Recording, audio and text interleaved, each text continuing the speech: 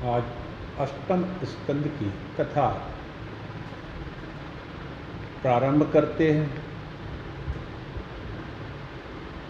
भगवान ने मोहिनी रूप धर के सभी देवताओं को अमृत पिला दिया।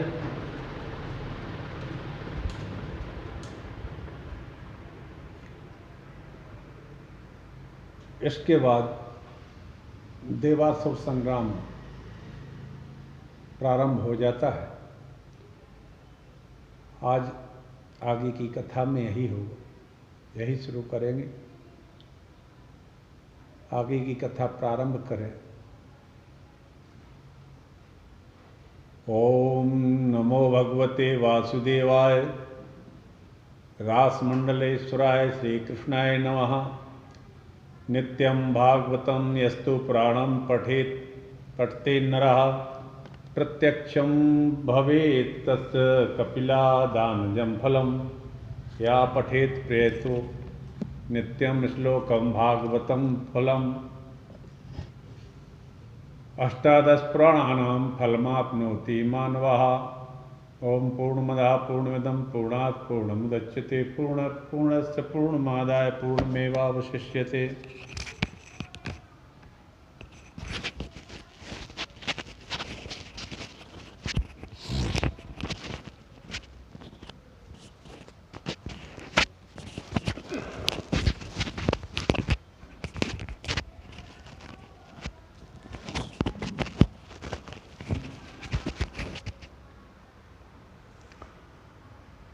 चिंतयन परमेशानीं सताक्षीं जगदीश्वरीं पंचकोशांतर्गतां पुच्छ ब्रह्मं स्वरूपिणीं रक्तांबर परिधानां करुणारसागरां नानायोद्धरामं मां जगत्पालं तत्परां। शब्द ब्रह्ममयी चराचरमयी ज्योतिर्मयी वांगमयी नित्यानंदमयी निरंजनमयी तत्वमयी चिन्मयी तत्वातीतमयी परात्परमयी मायामयी श्रीमयी सर्वैश्वरीमयी सदाशिवमयी मां पाहि मीनाम्बिके। ओम श्री महाअंजनाय पवनपुत्राय नमः। नारायणं नमस्कृत्य नरं चैव नरोत्तमं देवीं सरस्वतीं व्यासं ततो जयमुदीरयेत्। सीतानाथ समारंभां श्रीरामानन्दार्य मध्यमाम् अस्मदाचार्यपर्यन्तां वन्दे श्रीगुरुपरम्पराम्। जय जय श्री राधारमण जय जय नवल किशोर जय गोपी चित्त चोर प्रभु जय जय माखन चोर। ओम सच्चिदानंद रूपाय विश्वेत्पत्त्यादि हेतवे तापत्रय विनाशाय श्री कृष्णाय वयं नमः।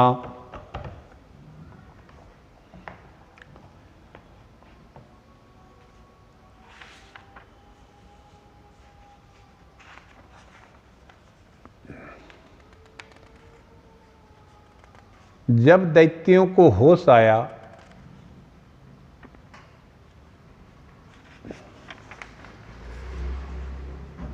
भैया वह देवी जी कहाँ चली गई जो अमृत पिला रही थी।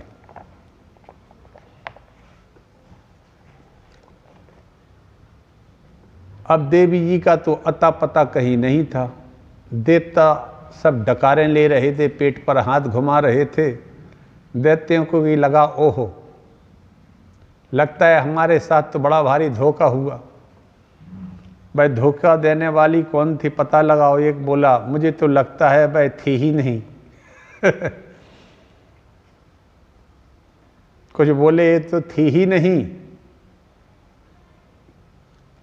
भाई थी भाई नहीं था। कोई कह रहा है वह थी नहीं, कोई कह रहा है नहीं था। निश्चित रूप से वह रूप या विष्णु ही होगा। उसी ने हमें ठगा है, उसी ने हमें छला है। हम इन देवताओं को अब नहीं छोड़ेंगे। ये धोखे बाज हैं। और यह देखते देखते सभी दैत्य टूट पड़े और उसी समय बड़ा भयंकर देवासुर संग्राम छिड़ गया। तत्र देवासुरो नाम रणः परम दारुणः।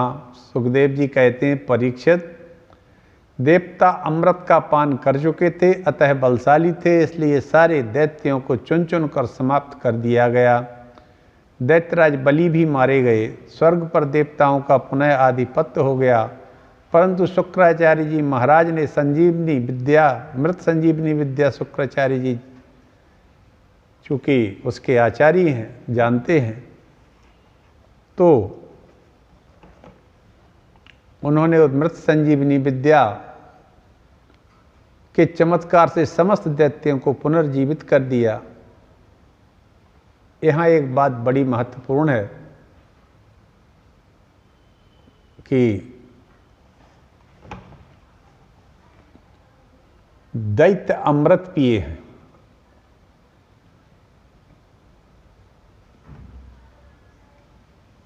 देवता अमृत पिए हैं, तो वो अमर है, उनका तो कुछ बिगड़ता नहीं।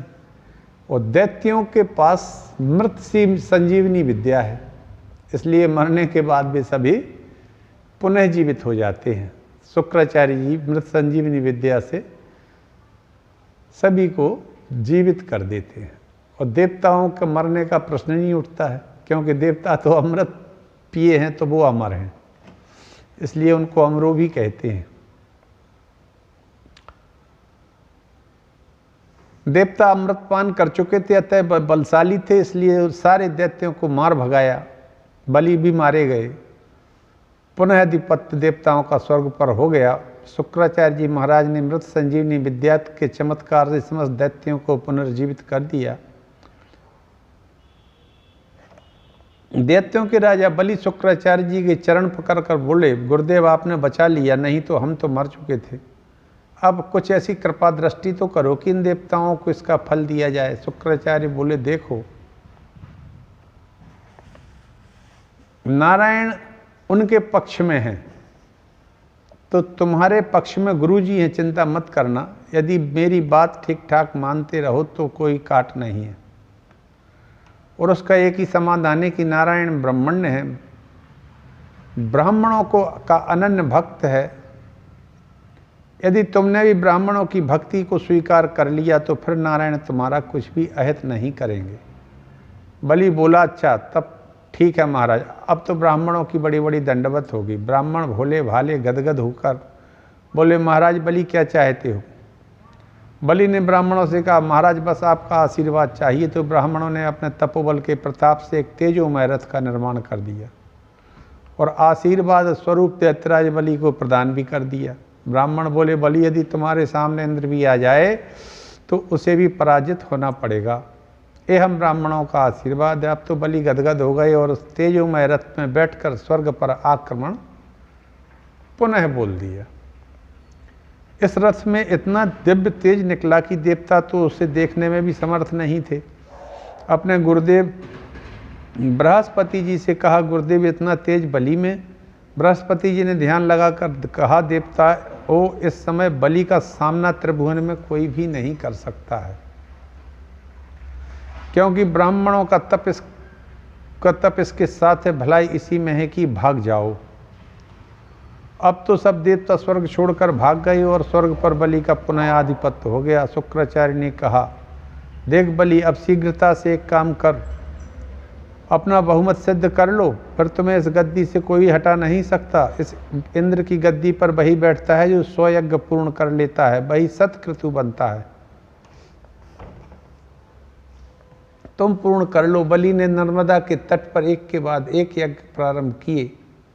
उधर देव माता अदिति बेचारी दुखी थी, मेरे बच्चे दर दर भटक रहे हैं। कश्यप ने कहा, देवी तुम्हें एक व्रत करना होगा। संसार में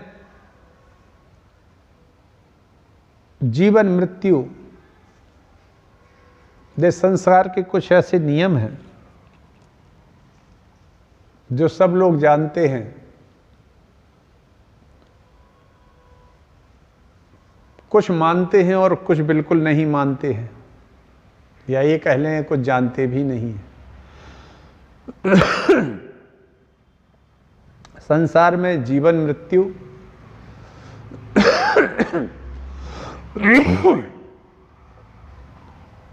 जय पराजय ये सब उलटफेर होते रहते हैं। कभी जीवन धारण करके जन्म ले लिया, फिर आयु पूर्ण होने पर या किसी कारण से फिर उस शरीर को त्याग दिया, या मृत्यु को प्राप्त हो गया ये शरीर। जीवात्मा तो मरता नहीं। कभी जय मिल गई तो कभी पराजय हाथ लगी, और इस तरह से जय पराजय, जीवन मृत्यु, सुख और दुख, इनका उलट फेर चलता रहता है। इसलिए कभी भी जो बहुत बुद्धिमान लोग होते हैं, बलिष्ठ होते हैं, प्रभावशाली होते हैं, उन पर इनका प्रभाव नहीं पड़ता। ना जैसे वे खुश होते हैं, ना पराजय से दुखी। और ये क्रम मेरे मित्रों, देवासुर संग्राम ये प्रत्येक व्यक्ति के जीवन में चल रहा है।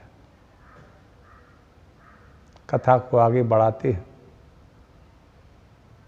तो नर्मदा नदी जी के तट पर महाराज बलि ने एक के बाद एक यज्ञ प्रारंभ कर दिए। अदिति दुखी हो गई कि उनका पुत्र इंद्र जो है वो दर दर भटक रहा है। तब फाल्गुन नस्यामले पक्षे द्वादशाहम पयोव्रतः, फाल्गुन मास में शुक्ल पक्ष में किया जाता है यह व्रत। 12 दिन तक मात्र दुग्ध का आहार करके नारायण की तब उपासना की जाती है। इस पयोव्रत का तुमने ठीक से पालन किया तो तुम्हारा मनोरथ सिद्ध होगा। अब तो अदिति मैया ने पयोव्रत पालन किया, पयोव्रत के प्रभाव से प्रसन्न हो गए प्रभु, और अदिति माँ के गर्भ में पधारे। कालांतर में भाद्रपद शुक्ल द्वादशी के दिन अभिजित मुहूर्त मध्याह्न 12 बजे अदिति के गर्भ से भगवान वामन का प्रादुर्भाव हुआ। तम बटुम वामनम दृष्टा मोदमाना महर्षया कर्माणि कारयामासु पुरस्कृत प्रजापतिम। भगवान के मात्र 52 अंगुल के बटुक, 52 रूप को जो देखे वही मुग्ध हो जाए। 52 अंगुल के थे प्रभु, श्रीहरि ने ऐसा जन्म लिया 52 स्वरूप। देवताओं में तो आनंद का पारावार ही नहीं रहा, और ब्राह्मण भी अति प्रसन्न हो गए। ऋषिकुल में प्रभु का प्राकट्य हुआ, सभी ने मिलकर 52 भगवान का बहुत सुंदर यज्ञोपवीत संपन्न कराया। ब्राह्मणों का सर्वश्रेष्ठ संस्कार है यज्ञोपवीत। जिसका यज्ञोपवीत संस्कार विधिवत नहीं हुआ वह ध्वज कहलाने का अधिकारी नहीं होता है। दूसरा जन्म जिसका हुआ हो वही ध्वज है।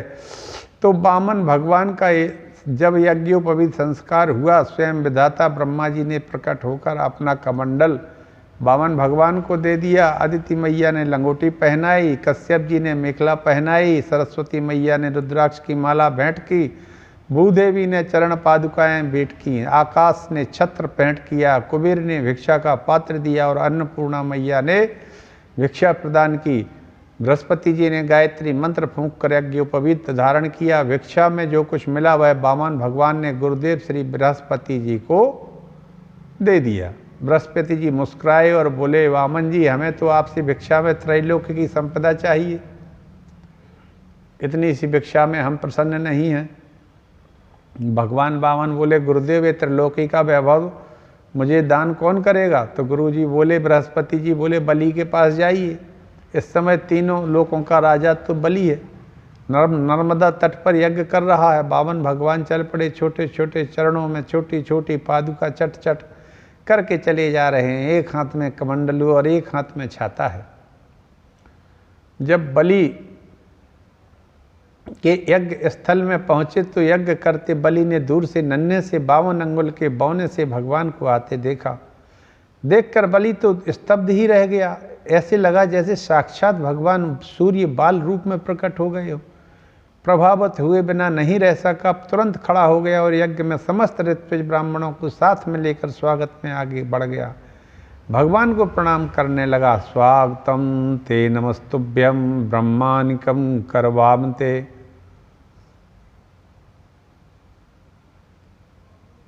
हरि ने वामन रूप बनायो।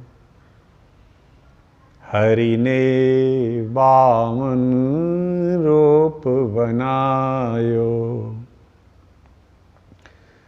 दर्शन दीने मात अदिति को, कश्यप मन अति भायो।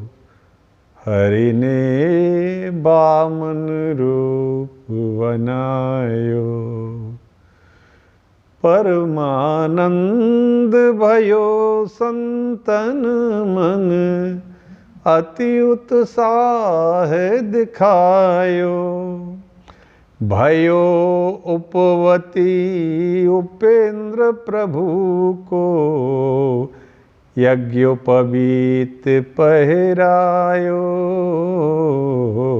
हरि ने बामन रूप बनायो।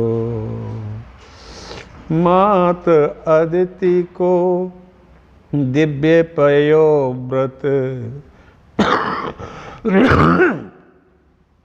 पूर्ण परम फल पायो। श्याम दास वामन छवि ऊपर, मन मधुकर मणरायो। हरि ने बामन रूप बनायो। आज कथा को यहीं विश्राम देता हूँ। जय श्री हरि, जय श्री हरि।